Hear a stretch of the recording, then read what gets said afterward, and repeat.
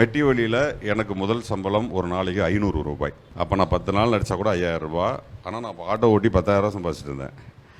அப்புறம் வந்துட்டோம் அப்படின்ட்டு அப்புறம் 1000 ரூபாய் ஆக்குனாங்க எனக்கு அதில். அதுக்கப்புறம் எதுவும் ஆக்கலை.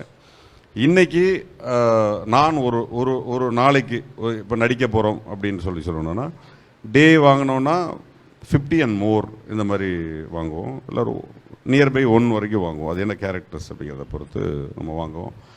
ஹியூஜ் டேஸ் இருந்துச்சுன்னா அது ஒரு லேக்ஸில் ஏதாவது நம்மளாம் ஃபிக்ஸ் பண்ணிப்போம். சந்தோஷமாயிருச்சா?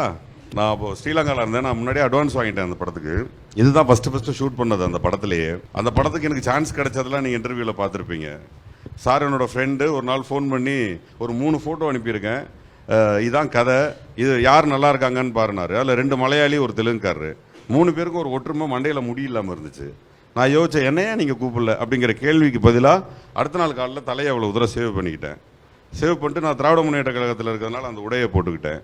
வேறு ஒரு நண்பருடைய காரை எடுத்துக்கிட்டு கூட 4 பேருக்கு அதே ட்ரெஸ்ஸை போட்டு உள்ளே போயிட்டேன். ஆஃபீஸ்க்குள்ளே எல்லாம் தெரிச்சு ஓட்டாங்க, கட்சிக்காரங்க எல்லாம் உள்ளே ஓட்டாங்க, ஏதோ பிரச்சனை போல இருக்குன்ட்டு. அப்புறம் ரொம்ப நேரம் கழிச்சு அதில் ஒரு வெங்கட்ரமணி சார் வந்துட்டு, போஸ் தானே நீனாரு. அப்புறம் தான் கூட்டு போனாங்க.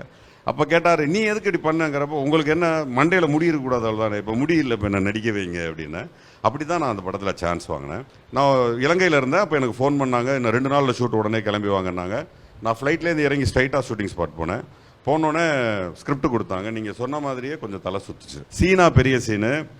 நீங்கள் சொன்னது தான், ரகுவரன் சாரும் அர்ஜுனும் நடித்த மிகப்பெரிய வெற்றி திரைப்படத்தினுடைய காட்சி. பார்த்துக்கங்க, காரி துப்பிட போகிறாங்க, கவனம் அப்படிங்கிறத அப்போவே பயமுறுத்திட்டாங்க. அப்போ விஜய் சேதுபதி சார் வந்ததுக்கப்புறம் கூப்பிட்டாங்க. நான் போனேன். 2 பேரும் உட்காந்து பேசணும். அந்த சீனும் அதை தொடர்ந்த சீனும் 5 நாள் பிளான் பண்ணி செட்டு போட்டிருந்தாங்க. யாராவது சொல்லுங்கள், அந்த சீனை நாங்கள் எத்தனை நாளில் முடிச்சிருப்போன்னு? ஒரே நாள். அதுக்கு காரணம் விஜய் சேதுபதி சார். அவர் என்ன சொல்லிட்டாருன்னா, கேமராக்களை 5 ஆங்கிளில் வச்சு சிங்கிள் ஷாட் போவோம், நானும் போஸும் ரெடி ஆகிட்டு வரோம். நாங்கள் 2 பேரும் கேரவன்லேயே பக்காவாக ரெடி ஆகிட்டோம். அந்த ஃபுல் டயலாக்ஸும் கிட்டத்தட்ட அது 3.5-4 நிமிட காட்சி. அது அந்த 4 நிமிட காட்சியை 5 டேக்கு, அதாவது 5 ஆங்கிளில் சிங்கிள் டேக்கில் எடுத்து கட் பண்ணது தான் நீங்கள் பார்த்தது. அது ஒரே நாளில் முடிஞ்சிருச்சு. ஆக்சுவலாக எல்லாரும் லவ் பண்ணுறவங்க என்ன பண்ணுவோம், போய் பொண்ணையே போய் அப்ரோச் பண்ணுவாங்க. நான் போய் அப்பாவை அப்ரோச் பண்ணுவேன். ஆமாம், அப்பாவா?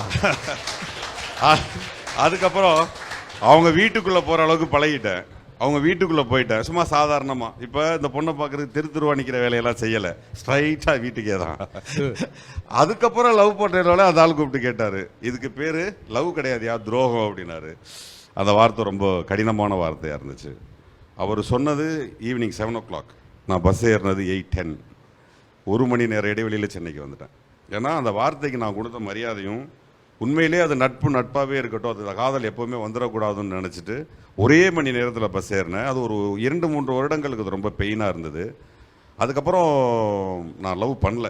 அதுக்கான வாய்ப்புகளும் வரல, நான் லவ் பண்ணவும் இல்லை. லவ்னு ஒரு ஏரியாவுக்குள்ளே போனோன்னா நம்ம வாழ்க்கை நெக்ஸ்ட் லெவல் போகாதுன்னு நான் முடிவு பண்ணிட்டேன்.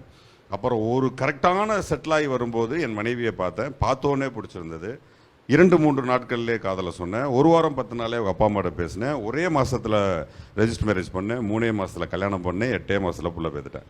அப்பா சார், உங்கள் ஒய்ஃப் பேர் வந்து சோனியா அகர்வால்னு சொல்லிட்டு ஒரு ஆக்டர்ஸ் இருக்காங்க. இப்போ 2 பேர் வந்து கால் பண்ணாங்கன்னா உங்களுக்கு கன்ஃபியூஷனாக மாதிரி அட்டன் பண்ணியிருக்கேன். சோனியா அகர்வால் எதுக்குடா, எனக்கு புரியல. இல்லை, நீ கேள்வியாக கேட்கும்போது ரொம்ப சந்தோஷமாக இருக்குது. சோனியா அகர்வால்கிட்ட மூலம் என் நம்பரை கொடுங்க, கூப்பிட சொல்லுங்க, அப்புறம் பேசுறத நான் பார்த்துக்கிறேன். இல்லைண்ணே, சரி அண்ணா. இல்லடா, இந்த நேரத்துக்கு அண்ணி இருந்திருக்கணும். சரி, ஓகே.